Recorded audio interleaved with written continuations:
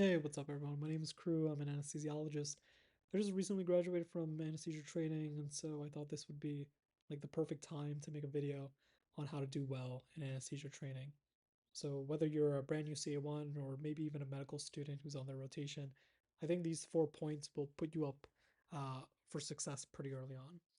So the first point I want to talk about is the catch-all advice, things that other people have already talked about, things that you yourself probably already know, but I think are important to reiterate because that will set up a good foundation for the rest of your career. So the first component of the catch-all is knowledge acquisition, and there's two main forms of knowledge acquisition. There's the hands-on component, the procedural component, like intubating IVs, A-lines, regional blocks. And then there's the second component, which involves book knowledge, like pathophysiology, pharmacology, things that you may not necessarily see with your own eyes every single day, but it will be things that you read about in the books and will probably read about when you're pre-oping your patients. So the first component of knowledge, the hands-on or procedural component, recognize that that takes time. You're not going to be good or proficient at it right from the beginning. You're not going to be good at intubating on your first shot. You're not going to be good at intubating on your 50th shot. It takes hundreds. It takes hundreds of times before you get to a level where you are pretty consistently intubating a patient successfully. And also know that even when you become a CA3 or even attending, there are going to be times when you fail the procedure. It happens. It's okay. But again, don't be harsh on yourself, especially if you've just started anesthesia training. Know that the level of proficiency that you are envisioning will come to you with time, with practice, with energy. So don't get discouraged. So that's the first component is the procedural.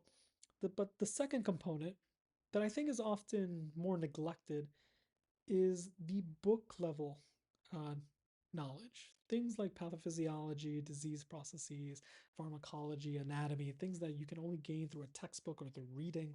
Um, and these things are important because they will affect how you manage certain patients with certain diseases or comorbidities. And so, focusing on gaining or building book knowledge from the beginning will set you up for success, not just for your exams, but also how you deal with more complex cases. So there's three ways to gain quote unquote book knowledge. And the three ways, the first way is intraoperative teaching. Most likely after you've intubated a patient, if there's a little bit of of a lull, your attending may stick around, and this is the perfect opportunity to ask your attending questions. Ask your attending, like, hey, in this disease process, what would you do in that disease process? How would you deal with that type of patient? And most likely your attending is also going to ask you questions and quiz you. And this is a great time to kind of just gain that information. I recommend getting a book or a little notebook to write down important tidbits or facts. And so again, that's one way to gain knowledge. The second way is through actual books, right? Reading. So the two main textbooks that I recommend or Morgan and McHale, and there's something called Baby Miller. And these two books were great um, as an introduction to anesthesia. But if you're like me and you don't really like reading long books, there's also something called the CA1 Stanford Guide. And that I thought was fantastic for your CA1 year. If you read it during the first couple of months of anesthesia residency, I think it will um, put you at a good spot. So um, so yeah, book knowledge. And then the third way to gain book knowledge is through question banks. And I much more prefer doing questions. And what's important when you're doing questions isn't necessarily the amount of questions you get right or the fact that you got a question right at all, really. What's more important is understanding why a certain answer choice is correct and why other answer choices are incorrect. And I think the one question bank that does this the best is something called TrueLearn. I think that's really the gold standard for anesthesia question banks. There are also other smaller question banks like Board Vitals that I think are also pretty good. But if you just want one question bank, TrueLearn is probably the way to go. So again, starting these things early on will give you a good knowledge foundation so you could tackle more difficult patients, um, aptly. Now, Now, other than knowledge acquisition, there's also other things you want to do. So the second thing is timely, being timely. So if a surgery starts at 7:45, you obviously want to come in a little bit earlier to set up the room. You need time to pre-op a patient. You just need time so that you're not rushing. As you become a CA2, CA3, these processes will become a little bit more automated.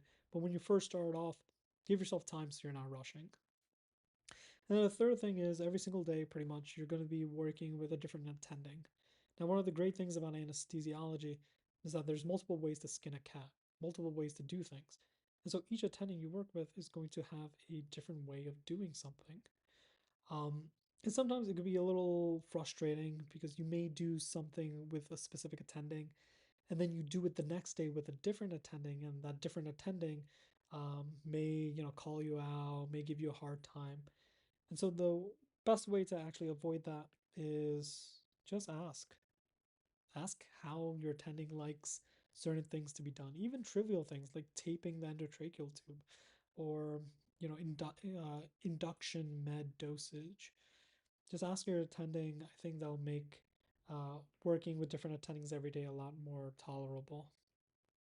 So these three main things uh, will put you up, will give you a pretty good foundation for when you're starting anesthesia. However, the next three pieces of info I think are things that other people don't really talk about, but I think are just as important if you want to really succeed and thrive in your residency. So the first of those things is anticipate the pat down. So what do I mean by that? Well, when you first start, the first time you're in the operating room, you are entering a space that you are the new person in. Everyone else in that room, the nurse, the surgeon, the techs, they all know each other. They know how to work as a team. And now you're the new variable. So people are going to probably be judging you, probably looking at you, trying to size you up to figure out, what is this guy or gal all about? And if they learn pretty quickly that you're someone that they can trust, then you're going to have a great time. If they figure out that you're someone who's lazy, who isn't a team player, then people aren't going to trust you as much and you're probably going to have a worse time in the operating room. So anticipate the pat down and build a good reputation. How do you build a good reputation? Well, first, be timely, obviously. You don't want to be known as the person that's constantly in a rush or delaying cases. You want to be timely, have everything set up. The second is communication.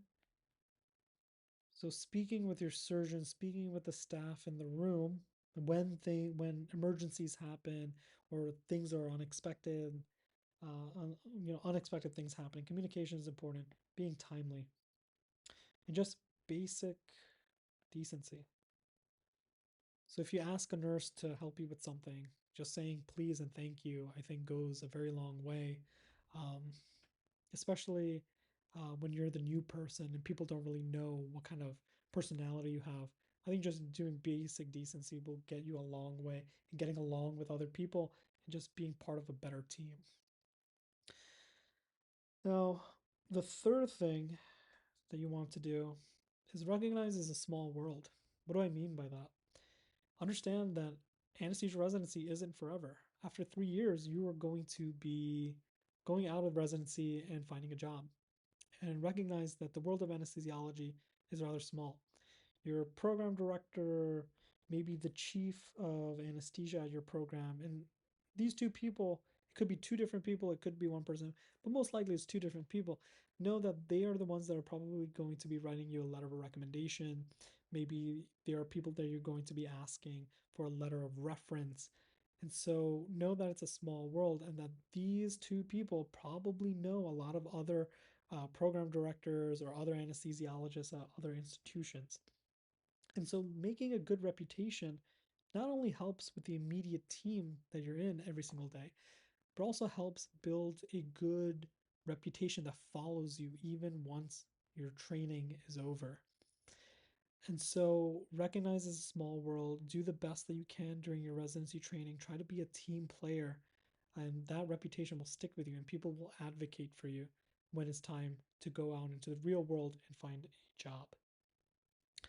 And now lastly, the fourth thing to do well And I think this is probably the most important thing. Um, and it may sound a little cliche, but I think it's important to recognize, and that is, take care of self. Take care of yourself. Residency is not easy. There's going to be a lot of hours, there's a lot of new information, new people to interact with. It can be a lot, especially when you're first starting off. Know that this period of exhaustion is not forever. It does get better.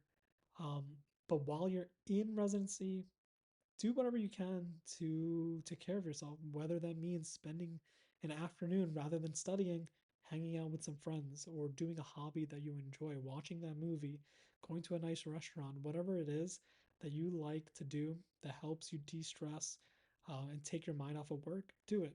Because if you are burnt out, that's going to make all of these other things so much more difficult to do. If you are burnt out, you're not going to care about being a team player or being timely. You're not going to care about studying. You're not going to care what reputation you have. If you are burnt out, you are going to make mistakes. You are probably not going to study the best. And that not only hurts your own performance, but also just leads to poor patient care. And so, the best way to take care of others is to take care of yourself, as cliche as that sounds. Um, I think that's really it. So a lot of these things you probably have already heard about. But again, very important to reiterate. I will probably be making a longer video on the catch-all advice because I think a lot of people focus on that a lot. So yeah, thanks for tuning in.